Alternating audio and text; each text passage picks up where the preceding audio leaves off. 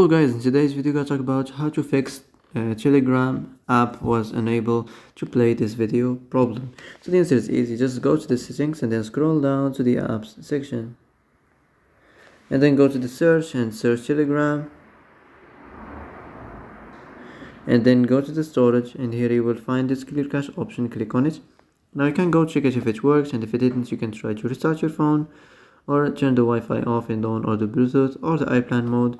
Also you can try to clear data, but be careful. If you clear data, all the Telegram's data will be deleted. This includes all files, the settings, the accounts, the databases, etc. So be careful if you want to clear your data.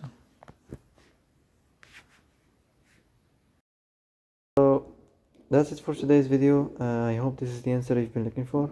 If you like this video, don't forget to like and subscribe, and see you in the next video.